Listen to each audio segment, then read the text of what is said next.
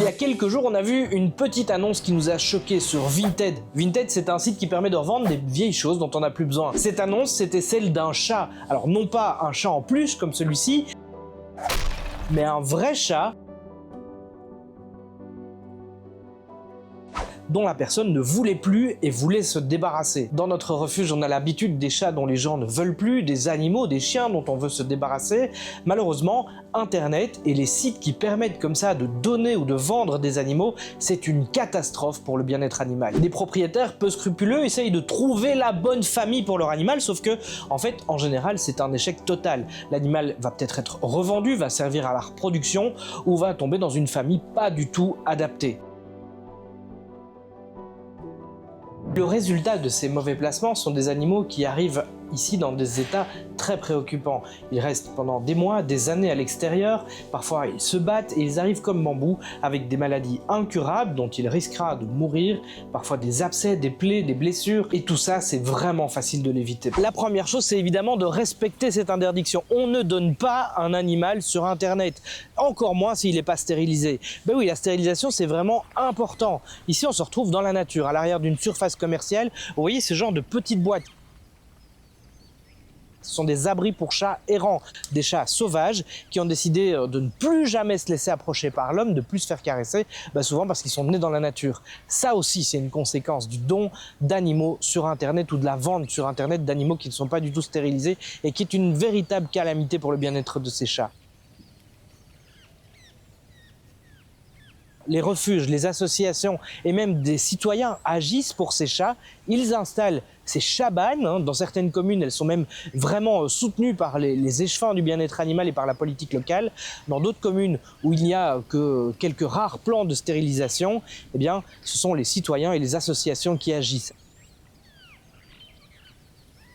Soutenez-les, essayez aussi de participer durant l'hiver, parce que l'hiver, c'est véritablement le meilleur moment de l'année pour aider les chats libres, ces chats sauvages qui vivent dans la nature, en les stérilisant, en aidant à leur capture, en les amenant dans des associations chez des vétérinaires communaux qui pourront comme ça les stériliser, les identifier et ensuite soit tenter de les remettre à l'adoption ou les relâcher dans la nature, là où ils vivront une vie un peu plus paisible.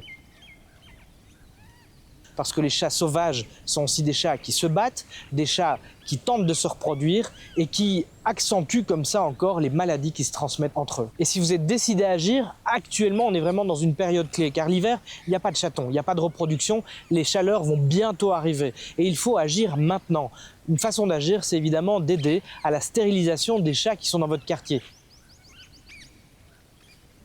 Si vous connaissez des endroits où des chats vivent à l'état sauvage, si vous connaissez des chats sociables qui pourraient être remis à l'adoption, c'est le moment de contacter une association dans votre quartier, un refuge ou la SPA de la Louvière ou les services de la commune, le service bien-être animal ou à défaut le service environnement. Ils vous diront si des conventions existent avec un vétérinaire communal, ils vous diront s'ils sont un refuge ou une association qui doivent trapper ou stériliser les chats, mais vous aussi, vous pouvez venir emprunter une cage piège et déposer l'animal piégé chez un vétérinaire qui pourra le stériliser et l'identifier. Aujourd'hui, vous pouvez être acteur du bien-être de ces animaux. Évidemment, la SPA compte sur vous pour nous aider à endiguer la reproduction massive des chats en période estivale. C'est maintenant qu'il faut agir.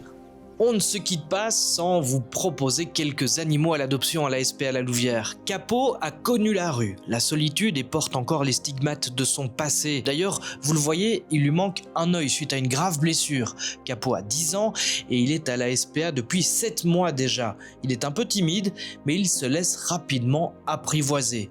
Capo rêve d'un panier retraite et d'un peu de douceur, mais surtout d'une seconde chance. Et du côté des toutous, la SPA La Louvière vous présente Tokyo, un autre animal qui a des problèmes de vue. Avec les années et à cause d'une maladie dégénérative, Tokyo est devenue quasi aveugle. Pour autant, elle se repère encore très bien dans l'espace grâce aux ombres qu'elle arrive à percevoir. Cette chienne est très facile à promener.